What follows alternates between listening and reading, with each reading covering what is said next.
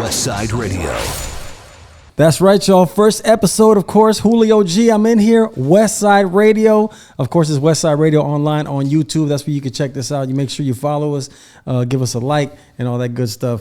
I am honored today. I wanted to start off with a good friend of mine I'm a big fan of, and he's new to the game right now. He's just been blowing it up on the freestyles, blowing it up on the internet, doing it real big. My man, Hazerd, is here, and we got a mixtape coming out, right, Haz? Hey, look, man, this Thank is you for coming, bro. crazy. Thank you for having me, Uzi. When you told me you were bringing this back, I was super hyped. To know that I'm the first guest, though, this is humbling. Thank you, No, I'm a fan man. of yours, man. Thank you. I always ask people, Hazerd, where they get the name from and the origin of the name and what it means to you. Where did Hazerd come from, and how did you come up with that name? I was like 15 years old at a kickback, and my homeboys. It was just me and maybe like I don't know. It had to be maybe 10 of us. And what happened was one of the homies' little sisters was like, "Hey, can I invite my boyfriend over or whatever?" And he got there, and one of the homies didn't like him or whatever the case was, but he came with like 2 or 3 of his boys. She was like, "Oh yeah, we're just hanging out. You can come with your boys." So he got there, and like I said, somebody had a personal difference with somebody, and all of a sudden we're fighting. But I was like the youngest dude, and I remember I was 15 years old, and everybody was like in their 20s. Pretty much everybody was like in their 20s. I'm like 15. So I tried to get in the mix, and somebody grabbed me and threw me in the wall. When they did, I had a 40 on top of the wall. And underage drinking is bad, children. But I'm just saying, there was a 40 bottle on top of the wall I may or may not have had and been trying to grab. And when the bottle was sweating. So it slipped out of my little ass hand. And then I went like that at the wall, and one of the bricks was loose. Like I just went like that just to stop my hand. And the bottle crashed, and I felt the brick, and I just got busy with the brick. So earlier that day, I was like, the homie's like, "Hey, the homie be flowing. Come here. So I was rapping, and one of the homies was like, "That shit sounds hazardous." And then when I had the brick in my hand, like things went way left, and the homie looks back, and he said, "What happened?" And the other homie's like, "Damn, this fool's really a hazard." And he just stuck. Wow. I liked it because of the music side of it, right? I like, that sounds hazardous. That sounds hazardous. And he's like, "Yeah, this fool's a hazard." And I was like, "What's cracking?" Yeah, I'm gonna be honest with you, Hazard. when I first seen you, because I got onto you through IG, right? Yeah. And I remember I was very impressed with you the first time I seen you. I was just like, damn, this kid is like killing it. Like, and then I seen the name Hazerd. Yeah. And I don't know why. Immediately I thought, wow, I wonder if he's from the gang Hazerd. Everybody thought so. Right, but I seen you write it differently with the different, and that's what I knew. Why I knew it wasn't. I said, nah, he wouldn't have done that, right? So I said, okay, one day when I meet him, I'm gonna ask him about his name. So I'm from the IE, right? I'm from Ontario, and when I first like went by the name, I would just write it regular, like the word Hazard. And then I was in a joint, and one of my homeboys like used to write on walls, I guess, and so he had a little styles to him, and he's like striking up my name on a paper, and he changed it to E, and I looked at him like, I think I'm gonna do that. Yeah. He looks at me, he's like, "What? Oh, you don't spell it like that? My bad." And he went to go, and I'm like, "Nah, I like that." Yeah. I thought it was great. I'm gonna start rocking with it. So then when I came home, and then like in typical rapper fashion, like misspell your name, you know? Yeah, no, absolutely, man. So I was telling you that I was hip to you because of watching you freestyle on the 40 ounce Fridays. Yeah. And I had to ask you, like, when was that first one, and was it something that you just kind of accidentally fell into, or did you map that out? Like, I think I want to do a whole series, because this series has went for a long time. It's not like this is a dedicated series, probably more than I've ever seen anybody do, because I don't think anybody in hip hop is doing that. 300 weeks and running. 300 weeks. 300. We're going 300 this week. And, it started, there's like my very first like video that ever, I guess, had legs to it or went viral or whatever the case was. It was me rapping, like lit off my ass at the homie's apartment. I seen that, yeah. So I had called it Buzz Bars, like when I put, and then that happened in like 2017, I think. Then my boy, shout out my boy Urban from All Angles. They were on like one of the original renditions of Westside Radio with the homie Choice One. He brought him up to you before. So my boy Urban from All Angles was producing, and he was like, "Look, let's get some music done." We did some records. We liked what we had, and then I was like, I should promote it somehow. So I said, remember that one video? Because I had put it on Facebook years ago, like when I first did it, and it had, I don't know, 10, 15,000 views on like my personal Facebook page. So I knew that people liked it. And I was like, people liked that one video of me rapping drunk. So what if I did it every week? And I'll call it 40 Ounce Fridays. I'll drink a 40 of Mickey's, like a throwback, to when a 40 was like a cultural symbol. Absolutely, absolutely. And then I'll rap on like older beats. Right. And I'll keep it bars. And my thing was like kind of getting back to the basics of the MC like element in hip hop, right? And so we started it, this was 2019. And at first it was like, let's run off 10, 20, 30 of them, and maybe it'll drum up some interest and we could drop this project. Right. We got to 40, and then it was like, okay, we'll do a year. 52 weeks in a year, so we'll do a year, and at the end of the year, we'll drop this project. And then COVID happened. Everybody was inside, so I just kept doing them every week. I was doing them from my house. Right. Like I would do them on my phone and use the voice note thing on my iPhone, and then I use another iPhone to play the beat, and then I had another phone to record the video. And then I would send all of that to my boy Urban. He would literally take like a voice memo of me rapping on the beat, and he would mix that, and then he'd layer the beat on top of it, and then he'd layer that on the video. Which one got you on where you felt like this one, like it, because you snap on so many different styles of beats. Right. I think it was. So what ended up happening was like 3 years in, almost. It was like 2.5 years in. We were like volume 130, volume 140, somewhere around there. I wasn't even doing it with my boy Urban no more, right? So the world closed and opened back up, and then my boy Urban, God bless him and his family, he, decided to go, like, literally, I'm gonna go be a family man, right? And he was like, yo, Hazerd, I really want to focus on raising the kids and this, that, and the third. And I was like, that's dope, bro. I salute you as a man. And he went to go do that, and I just kept pushing the verses. There was one I did over. It was a Soulja Boy, She Make It Clap. That do. It was going, I guess it was going viral on TikTok. Because I guess Tory Lanez had done a freestyle tour or something. And then my boy told me, rap on that beat and start a TikTok, bro. He told me, he was telling me like for like 2 months, you need to have a TikTok. I'm like, bro, I don't do dances in booty shorts. Like, pause, no diddy, but I don't do that. So what do we, and he was like, no, fool, look. There's like a market for what you do. Exactly the way you're doing it right now. You don't gotta change nothing. Just upload them on TikTok. TikTok, yeah, that's true.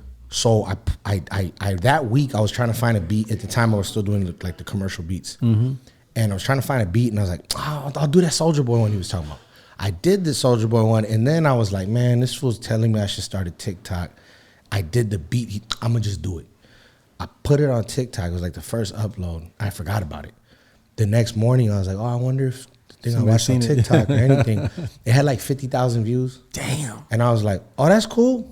That's dope. That's the business. So then I put up like 2-3 more videos, and then I put up that old video of me drunk in my homie's apartment. It was gone. We put it up like at 3 in the afternoon, and by midnight it had 1 million views. Really? Yeah, and it was from there. It was on. From there it was cracking. From there it was just on and cracking, like, because I was already doing the weeklies, and I had done 130 of them before that moment. I had 130 pieces of content. Catch up. I was just lazy boy putting them on TikTok, and everyone 300,000, 400,000, 300,000, 400,000, every single one. And I was uploading like one a day, and everyone was ringing out. I remember seeing you. I remember the one that I'll never forget. The one of them that caught my ear a lot was the one you did on E40's. I want to say automatic or I did do automatic. I think I did do automatic, right? Yeah. I remember. I was like, oh man, this kid is really on one, like, thank you, man. Like on one, you know what I mean? Because I appreciate lyrics, and I appreciate people that care about lyrics. Yeah. There's a difference with MCs. You have people that that make music. They like making music. They want to have a little bop going. You know what I mean? Yeah. And then there's people that they really care about the words, and I can tell the difference. So when I seen you, I know I felt that immediately. I was this guy actually cares about every word that's coming out of his mouth. He actually cares about the way he's putting this together, and it's very it's your own style to me. It's not like you're copying somebody's style. It's you. It's unique to you. You know what I mean? So that's why I noticed that as a DJ. You know, that's the first thing as a DJ you pay attention to is always the uniqueness in something, because you know people want to hear the new thing or something that's unique to you. Like I always tell people, it's like you got to have your sound. It doesn't matter if you sell 20 million records, but if you have your own sound, you'll always be successful. It's when you start chasing. It's things, so true, you know what I mean? right? And I think that the biggest thing for me is I came up on hip hop. I'm like second generation born here, right? So my mom listened to LL Cool J. You know what I'm saying? My mom listened to NWA, and like I listened to LL and Run DMC and Public Enemy because of what she liked growing up. Right. So I've always been around rap, listening to it since I was, I mean, you know, I don't know, like as long as I can remember. You remember, yeah. And so for me, I always paid attention, and I always thought it was the coldest thing ever was when a rapper who was like a real wordsmith or an MC, like there's points in certain songs where it's like, damn, that's cold. Like the way they fit the words together in that pocket, it was perfect. Yeah. Nothing else goes right there. Right.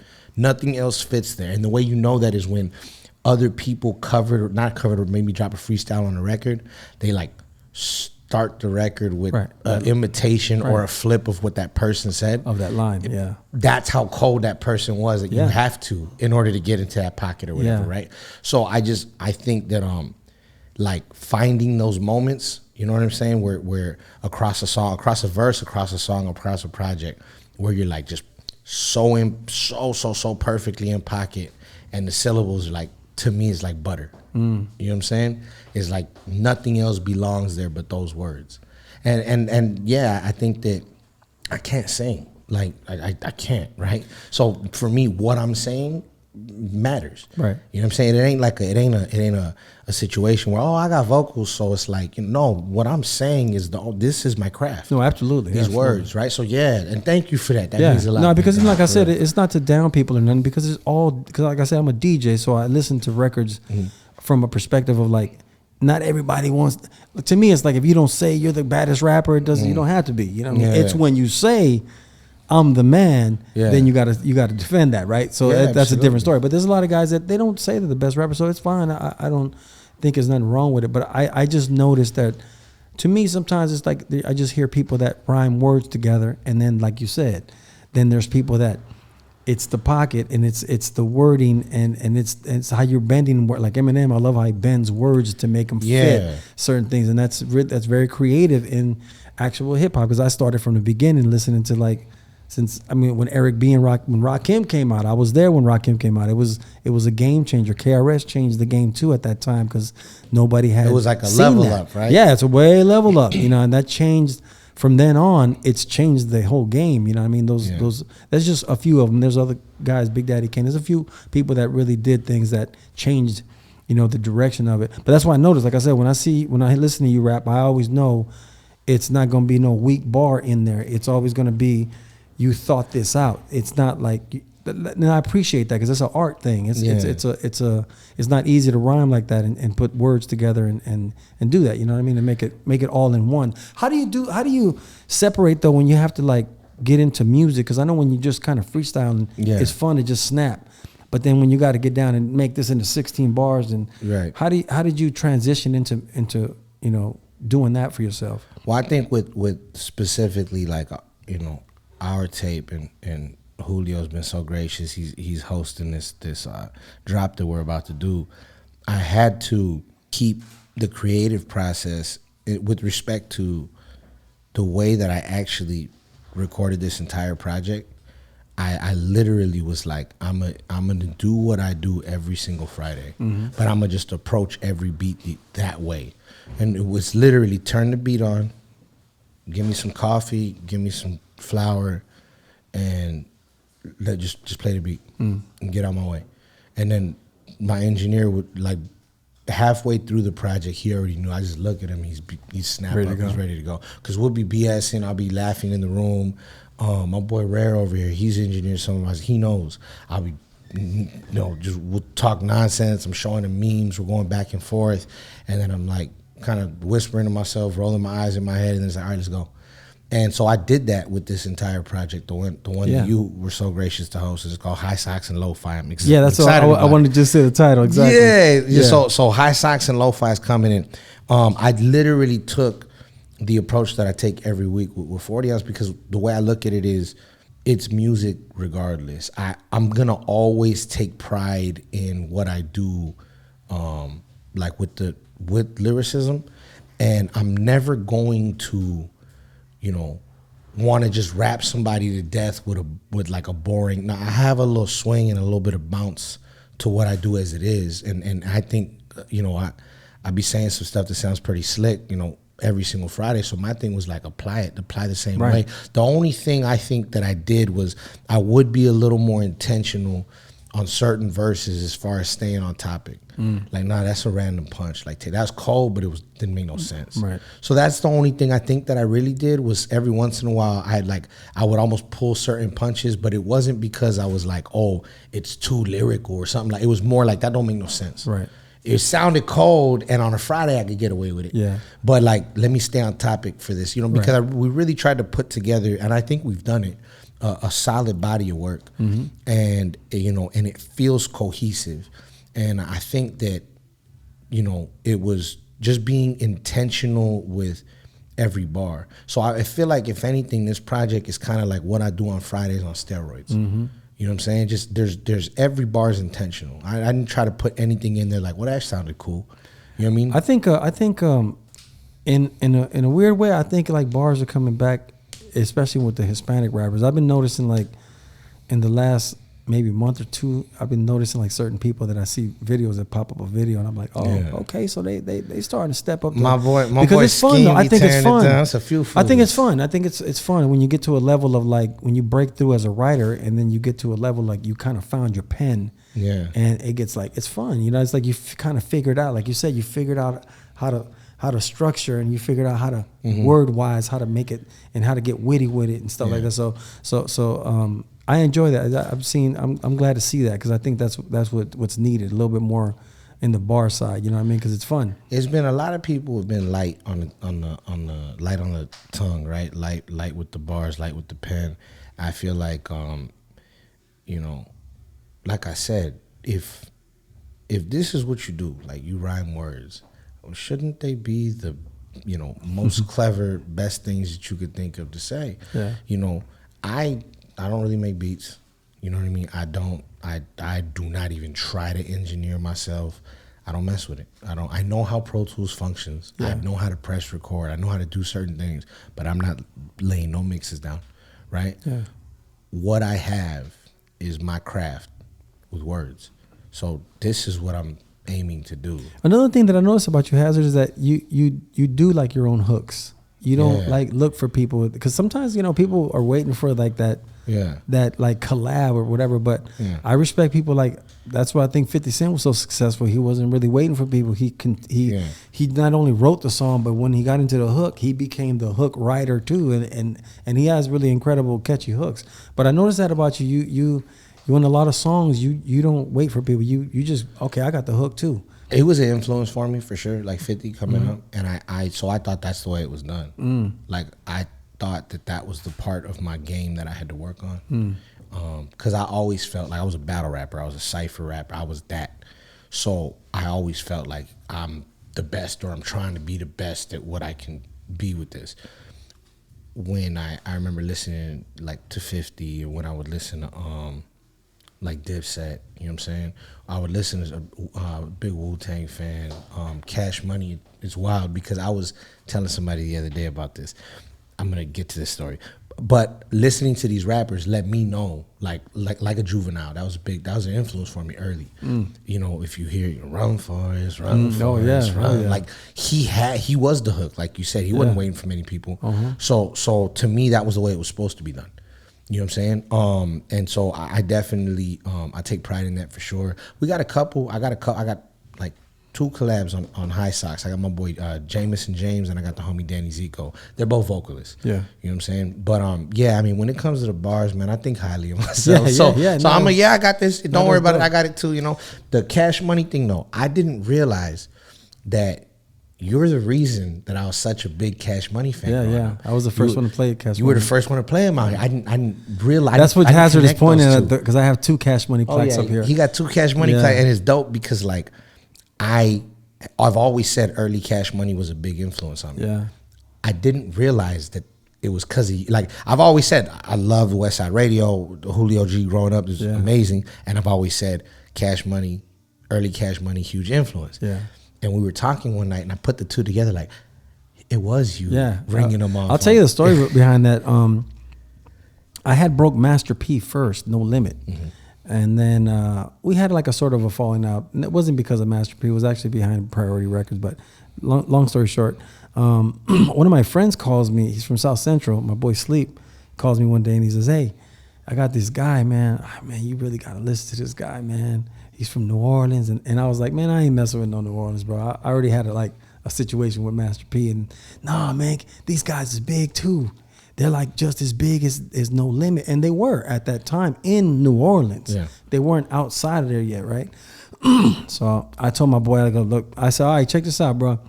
If they do me dirty, it's on you because you vouched for him, man, because he was a good friend of mine, right? And he goes, I promise, man. Let me get him on the phone right now, right? So I talked to Baby and Slim on the phone, and they were like, yeah, we'd never do you dirty, Wardy. We saw, and the thing about it is that they stood to their word. And let me be clear, Master P's my guy too. We worked it all out eventually, but at the time that's what was going on. But so they called me and they gave me the record Ha, right? And so I put it on the Battle of the Beats because I didn't really know where to fit the song. Because you got to remember, this is the 90s. This is LA.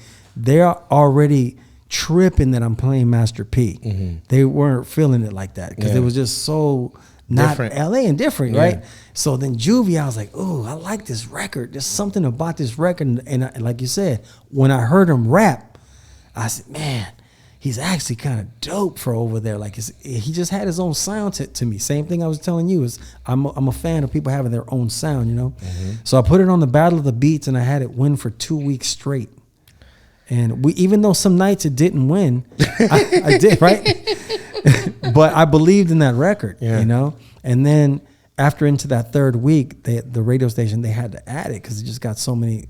It just started getting a lot of requests. And then I had them come to LA the first time they ever came was on my radio show because I was the only one basically playing them. And they all came with double rollies. Mm-hmm. That never had seen that. Yeah. And then Lil Wayne was like 16 in that interview. And I still have a recording of it.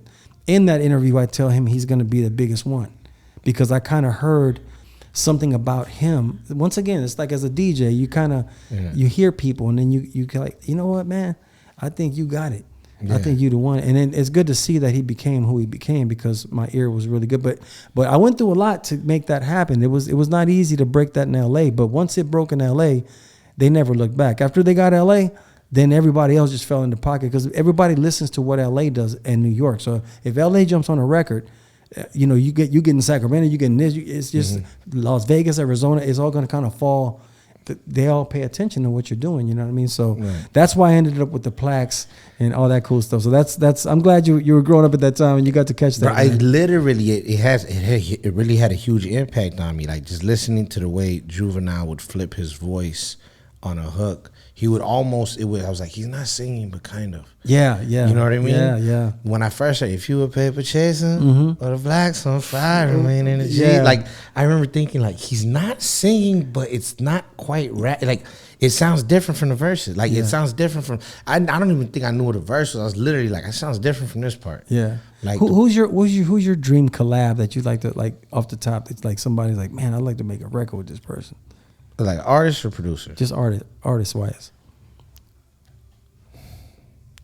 Like if I could call somebody on my phone right now, it's like I can get them for you.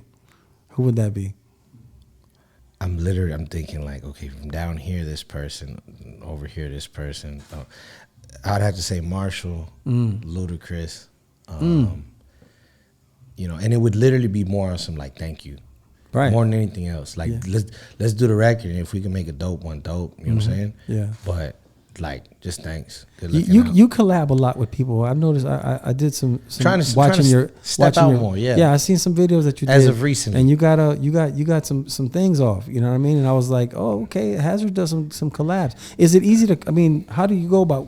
People just reach out to you and collab, or you like to? As a general rule, I gotta rock with the record, but then the person too. Like, if I've at this very early juncture. I've turned down a couple of like paid features because the music wasn't there. It just wasn't there, and I was like, and that's smart. And I told him, I'm like, bro, save your money. I'm gonna waste your money. Right. You're not. It doesn't sound right. You know what I'm saying? I had to do. It's like, you know, his dad was like, yeah, I'll pay you whatever, and it's like, save your money. I'm telling you, invest in this. Yeah. Come back to me. Yeah. You know what I'm saying? I'm telling you, there's nothing in it for you. That's the best way to do it, though. Honestly, when it comes to collabing, it's like. You have to remember that when you put that record out, you got to live with it. So if it's not something you really want to do, you got to be careful because you don't want that out there. Because it's like, man, I didn't really come off on it the way I wanted to. And then character-wise, like at this point in my very early career, I feel like I'm fortunate and blessed where I could be like, yeah, I rock with this person's character. Like, yeah, let's work together. Right. You know what I'm saying? And then so it's a combination of like, do I like the person? Do I like their music? And that's just how I move, because like, you know, oh, you should do a song with so and so. Yeah, I should, huh? Okay. Like, I get, you know what I'm saying? People, you know, people are always gonna have their dream, their collab thing. Yeah. Exactly. But my thing is always like, you know, does the music sound good, and is homie cool or not? Yeah. And does it make sense? Yeah. Does it make, you know what I'm saying? Just doesn't make sense. But and then out here, Bryce, Snoop, I mean, really, you know, Theo Snoop or Kung Fu Kenny. Yeah, I'd love to see that. That'll be great. Kung Fu Kenny's probably it though, as far as like current artists, that whatever the case is. Yeah, of course, man. Yeah, the dude from Compton is my hat's off. Yeah, no, absolutely. Yeah. I have to ask you this, Hazerd. I noticed you don't use the N-word in your songs. No, you don't use. No, yeah, at all. Because I see a lot of Hispanic rappers that are like, it's gotten very normalized now, where it's like you hear a lot of people do it, but then I see people that don't. Right. You know, that's why I was curious, because when I hear you rap, I never really heard you do that. So I think it's intentional for sure. It's not like in my vocabulary when I don't rap anymore. I'm not going to lie. It was at a point, mainly if I was like listening to a song. And then what happened was like, I remember feeling like I'm not a racist person. Right. So if a black person that doesn't know me hears me popping off at the mouth and hears that word come out my mouth, best case scenario is indifference, right? Like, they're not tripping. They're like, whatever.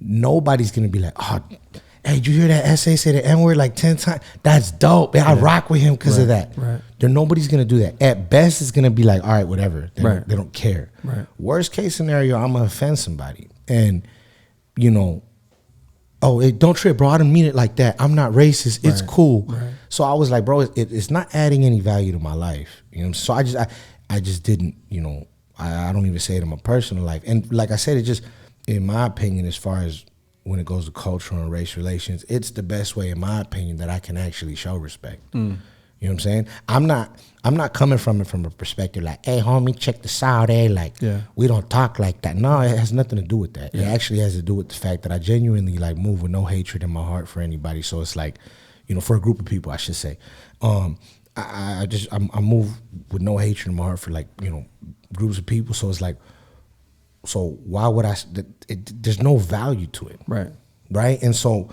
and then not only that, I've felt like I hear certain fools use it, and for me, it's like, it just sounds like a crutch, like their pen's not all the way there. Right. You know, I think that if it's in your vocab and that's how you choose to rock, and you're gonna answer for it whenever, all right, that's on you. Like, that's on you. I'm not gonna sit here, like, again, I'm not, hey, homie, check this out. I don't think you should.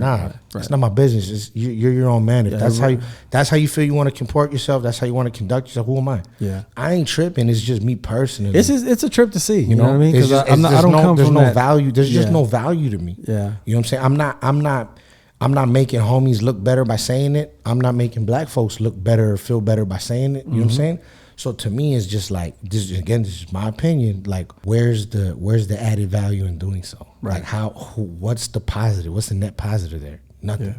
You know what I'm saying? Let me ask you about I want to ask you about this bootleg Kev freestyle I seen you on. You just killed that. I mean, that was another time that I was like very impressed. I was just like, wow, man, this guy's really about the business when it comes to rhyming. You know what I mean? It's not easy. And I want you to explain to people when people say freestyle. Sometimes say people freestyle, off the dome or like you pick up an object. But then there's other people that do a freestyle where it's something. That's what I enjoy. I enjoy a freestyle that is actually a written freestyle or something that's thought out already. Right. But it is basically a freestyle because you get to snap, and I like to see that. I like to see when the rapper gets just in his bag zone, and he's just he ain't about the record and then behind me. Yeah, I just like to see you snap. The most clever thing. I love that. I really enjoy it. But when I seen you do that, because you went like 3 beats in, you know what I mean? And you it's not easy to, when I see people do that, it's not easy to memorize all that. It's not as simple as people think. How do you go about doing, how do you work on the mental to be able to put a beat on it and then that verse starts and you remember all the words, because these weren't small verses you're rapping. These were bars, you know what I mean? So, and then you went 3 of them and I was like, damn, he's got a good memory, because it's not easy to do that. How do you work on that? 300 plus weeks every Friday. It's really what it is. I don't write nothing down. So I just don't. It's me and the beat looped on Pro Tools. And you don't write at all, no paper? No. Really? It's me, the beat on Pro Tools, and I'm just sitting there. So then if I'm prepping for something like that, like Bootleg Kev, it's me, the beat on my Bluetooth, and I'm just riding around. I'll just drive around. Really? You know what I'm saying? Or I might have it on my phone at the pad. I'm literally like that. So the one for Kev, I could tell you, like, I started, my boy will kill me, like, if I started prep for Bootleg Kev that morning. So that morning I was like, I gotta do a Bootleg Kev thing. All right, I'm gonna do, I should do multiple beats. So I picked the beats. All right, what do you guys think? I text the homies. Like the night before, I think I thought of the multiple beat thing. And then I was like, I'm gonna go do this beat, this beat, this beat. Yeah, I rock with that. The next, that morning, I started. I got up, like I hit my grill, boom, boom, I did this, I did that. Walking around the house. No. Matter of fact, I worked that day. I had my day gig. So I went to work, and I remember I was sitting shotgun in the truck, and I was just sitting there, like with my AirPods in, like looking out the window. You know what I mean? Just like going over. And then we got the Bootleg Kev that afternoon, and we laid it. Wow. I just like, at this point, it's like riding a bike. Yeah. You know what I mean? This is what we do. So basically, it's a as an MC, it's like it's a mental thing. You're practicing that craft every week, so it's becoming like second nature. It's exercise. Wow, that's really interesting. Because when I seen you do it, like I said, I was super impressed. I was like, man, this. I was like, my man. Thank you, big dog. My man is out here killing it. Well, man. I felt like I will say this. It was intentional with respect to this. Like, I do think that people now they kind of starting to wake their asses up, but I definitely think that people have been sleeping, and I think it's to do with the fact that I'm not with a lot of the nonsense or the extras or whatever. I'm not gonna do the antics. I'm not gonna be fake mad at somebody or try to diss somebody because somebody else is mad. That's weird to me. You know what I'm saying? That's what I noticed too. I've noticed that. I'm on my business, bro. But I'm gonna bar out, and I felt like that Bootleg Kev at that point was the biggest platform that I had to share my stuff on. So I was like, I'm a gas. Yeah, like he had Cassidy in the same seat like a month before or whatever. So I was looking at it like, all right, we playing with the big boys. Let's go. Oh no, absolutely, and that's how you have to do it, man. That's what I tell people all the time. It's you have to make a decision. Do you want to play in the real game, or do you want to kind of play in the outside game and make it seem like you in the game? But if you want to be in the game, you got to be in it. You know what I mean? All the way you got to be in it, because that's what takes you to the next levels when you iron sharpens iron. You know what I mean? You know what Cassidy does, so you know you already put yourself at a level. That's what I'm gunning. That's what I'm gunning towards. Like, I'm not in no competition with no local nothing. Like, I'm not, bro. Like I can't be. Like I'm really, really striving for greatness. And I say I got big shoulders for a reason. Like, I got a team that's counting on me to do this. Like, they fully expect and believe that we going on tour, we're gonna do this, and this is gonna happen. Yeah. And I don't feel responsible for myself. I feel responsible for about 10, 11 people. Yeah. You know what I mean? So the way I look at it is like, heavy as the head, give it to me. Let's go. Yeah. I mean, crown me already. I want to ask you about this, Hazerd. You know, I haven't been really in the music game for a minute. I mean, here and there, because I've been more in the cannabis business, but I'm jumping back kind of in the game doing this. Shout out to LA Kush, absolutely. And so, as a matter of fact, there we go right there, just like there you That's go, right. man. we got the what else jar, baby. Shout out to LA Kush. That's right. But I wanted to ask you, like, what is the temperature? Because there is a lot of Hispanic rappers, and I was just curious, what is the temperature with all you guys? Is it? Because I seen you collab with Rowdy Rax, which I thought was great. Yeah. And I want to see more of that. Yeah. So is it a separation thing, or is it seem like that, or is it more of a unity thing that we don't really see? How do you feel about it? What I will say is, what I've come to realize, like this last year, especially probably this last year, the reason why I don't be having no beef with nobody, bro, is because like I got a wife, I go home to her. Like these fools be fighting over women a lot of times. Right. I hear like, I'm like, wait, why don't you like so and so? I'm confused, right? But I ain't gonna ask. I'm observant though, you know. And you see fools literally fighting over the same like raggedy ass. You know what I'm saying? Yeah. So small stuff. Yeah, basically, you know. And so regular, like, you know, the regular hood shit, really, it's the same thing. It's usually over. It's usually behind a hyena, right? So I go home, bro. And so I'm not interested. I ain't, you know what I'm saying? And so like, you know, Rowdy, I mean, I ain't trying to put his business out there, but Rowdy, he got a lady, he go home. Yeah. You know what I'm saying? So me and him is easy to work. Right. My boy Scheme, that's another one, right? Shouts out Scheme. Mr. Jerry Westmont. That dude's dope, man. And that's another one. I think that this generation of people, of MCs, this crop of MCs, and I'm a little older than everybody, but, you know, I would say I'm, you know, kind of with this generation of MCs, and I think that as a general rule, people are understanding how much more profitable it can be if they're not beefing over stupid, you know, whatever, right? So if there's no issues, or as a general rule, you're able to book, you'll see a lot of these shows, and it's the same faces, and they'll all be on the same show together. Promoters don't got to worry about like, oh, this one don't like this one. Right. This one. A lot of people don't realize that when you really go to like battle with the rapper, and if it has the chance of spilling over, you gotta tread lightly. You know what I'm saying? There's a Kendrick and a Drake, that's fine, right? It's at the top of the level of the industry. But everybody knew like let's keep it at rap, you know what I'm saying, whatever the case is. But when you start having, let's say, smaller acts that are maybe still more in touch with the street, or they got a brother or a cousin and he's very, very, very tied into the street, people will start taking offense to it's never the rappers that have no issues. It's the entourage. It'd be entourage, you know what I'm saying? So for me, I feel like this generation, this crop of MCs is definitely intentional about that. They understand that there's a bag to be made. You know, like, why would you mess that up? Look, I can't do that show because this promoter won't book me at the same time as that rapper. Exactly. Because of a fucking YouTube video I put up. Or even worse, now it's an IG Live. And I seen his name and I was like, no, that fool, you know? Yeah. So to me, you know, you're always going to have a lot of testosterone, and you have people that have egos because of the MC shit. So you will have people, I think, still bump heads or what have you.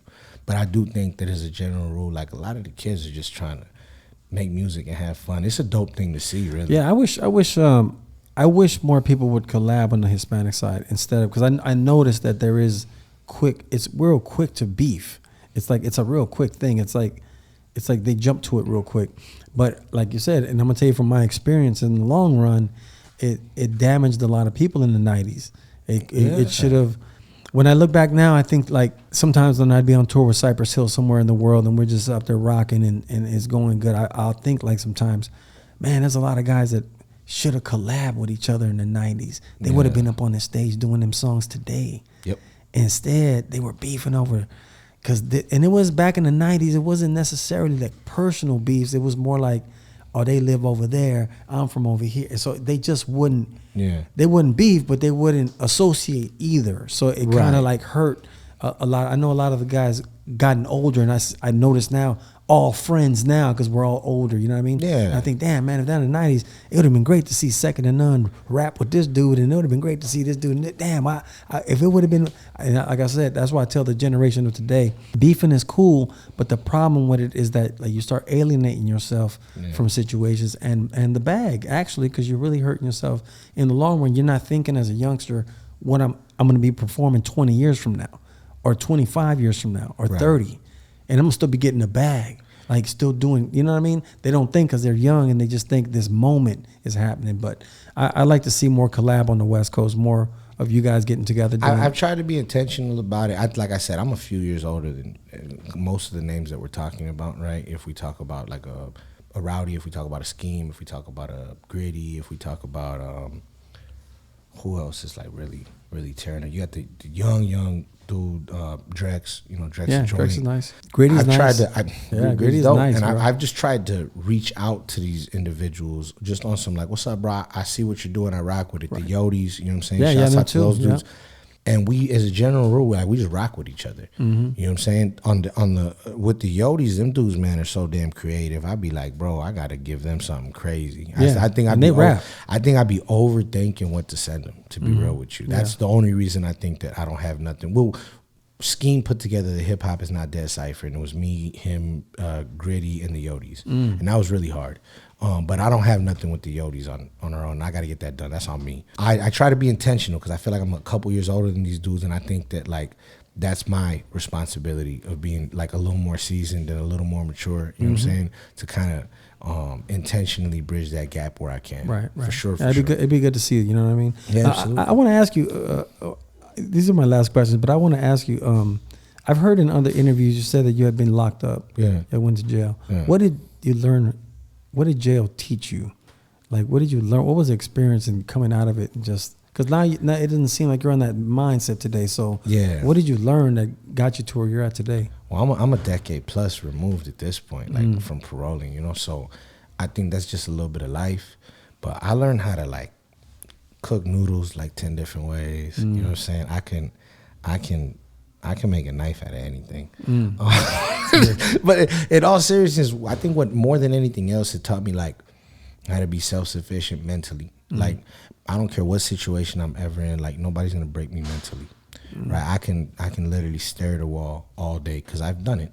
I can stare at a wall all day with nobody to talk to by myself, and I'm good. I didn't come out of it like, oh, nah, I'm good, bro. Yeah. And I think that was probably the biggest thing for me was like that mental self-sufficiency.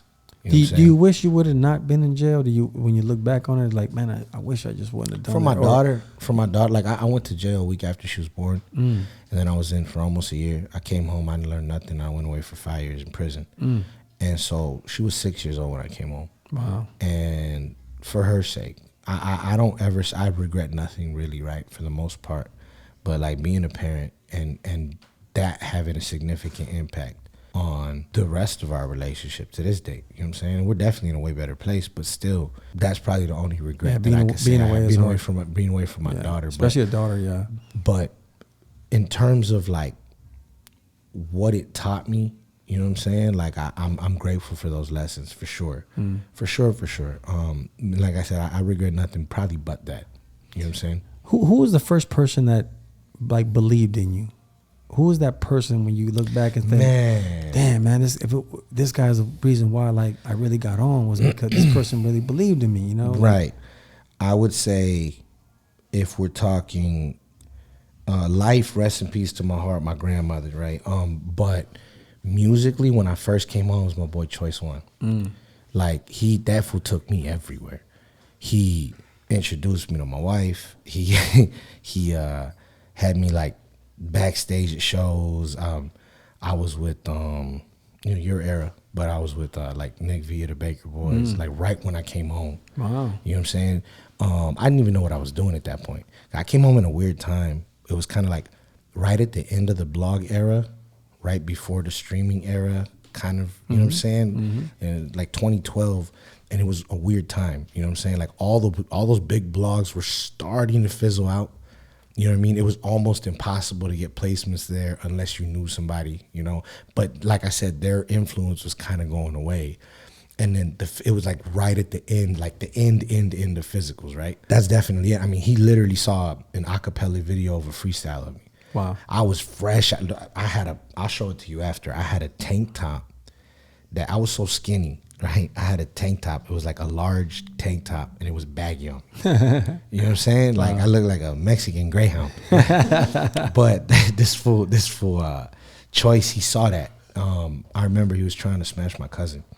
And no, they were just probably friends. But so, anyways, he was talking to my cousin, and she was like, "Yo, I want to introduce you to the homie." Like he spent the time he was spending at the new K-Day, right? And so she's like, you know, check my cousin out. You know, does he have any music? I had this. She goes, he asked if you have any music. I'm like, show him this video. I thought it was dope. You know what I'm saying? It was like 3.5 minutes of just bars, acapella. Yeah. And I was like, if you can't pick up that I could rhyme off of this, then I don't know what to do. Send him that, and he goes, bring him to the club. He was at the Blue Monkey Lounge in Hollywood. That was like his residency. He said, bring him to the club.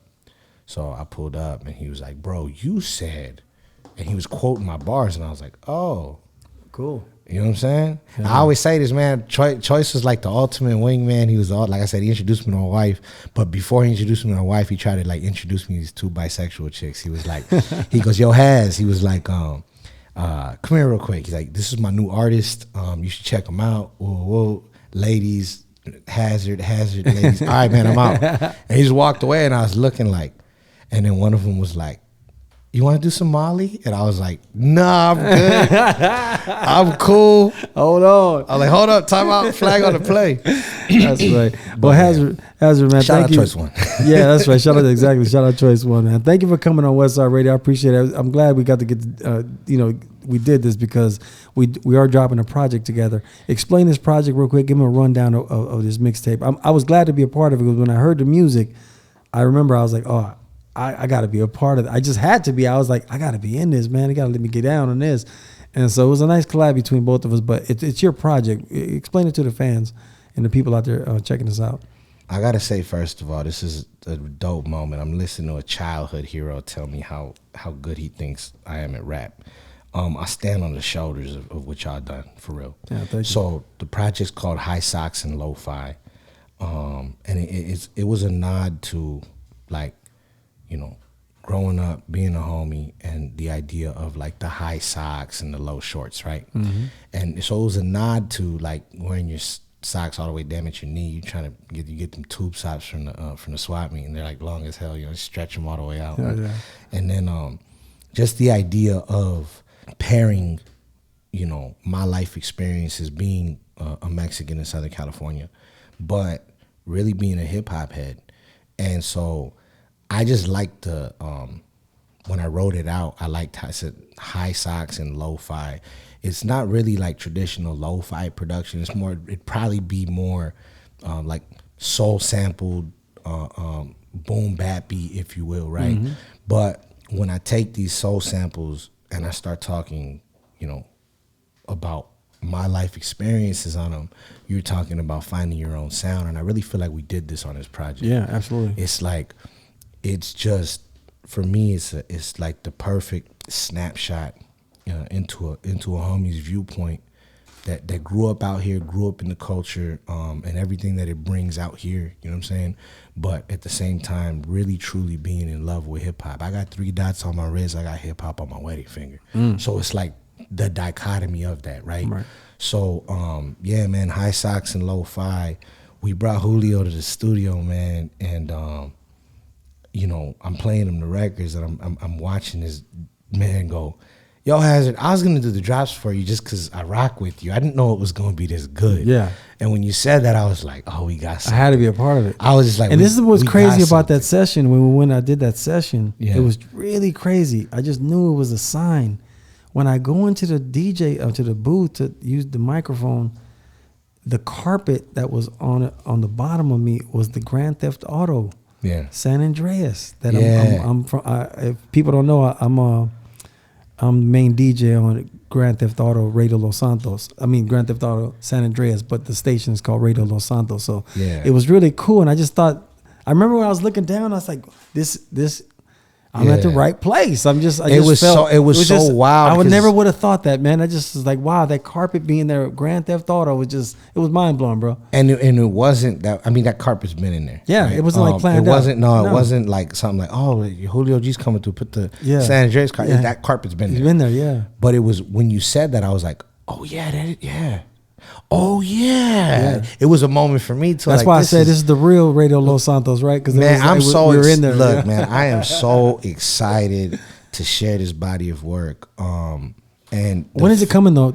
So we're looking at. I don't have an exact date, but we are right now. We're looking at the first week of February. All right, cool. First week of February, and we might like update the caption on this video with 2025, so you know. But the first week of February 2025, High Socks and Lo-Fi, rhymes by Hazerd, beats by Zapata the Ghost, hosted by the very legendary Julio G of Westside Radio. Yes, sir. Look, man, I thank you again. No, man, thank you for putting me on the part, having me be a part of it. I appreciate that, man. For me, the fact that you rocked with it meant more than anything.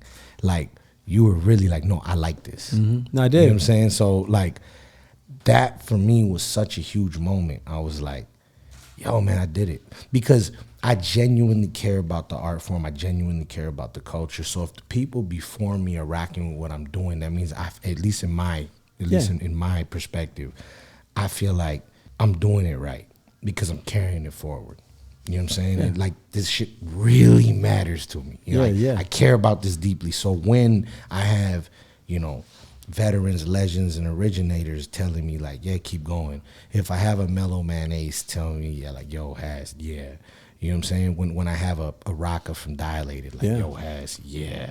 You know what I mean? When I have a Quick, like, yo, Has, that was cold. Like, you know what I'm saying? Yeah. That Corrupt stopping me, like, oh, you've been and I was like, me?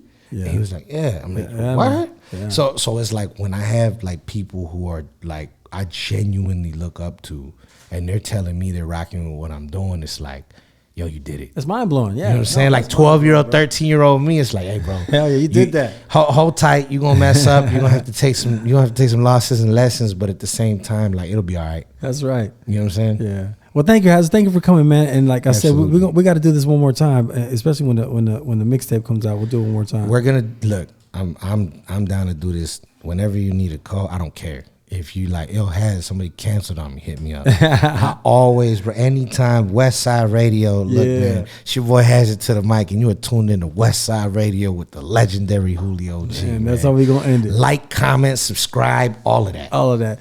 Where can they find you at, Hazerd, real quick? At I'm a Hazerd on most platforms. The letter I, the letter M, the letter A. Hazerd at I'm a Hazerd. We're still dropping 40-ounce Fridays every single Friday. I think it's the longest running weekly series at this point. I should tap in with my DJ Nympho was telling me I should tap in with the Guinness Book of Records. Yeah, you should. You know what I'm saying? So we'll see what's cracking. That's right. And myself, if you're looking for me, it's Julio G 1580. And for Westside Radio, we got Westside Radio Online on IG, so follow us. Thank you to everybody tuned in and checking us out. This is the first one. More to come. Julio G, my man Hazerd. Keep it Westside, y'all. That's right. Westside Radio.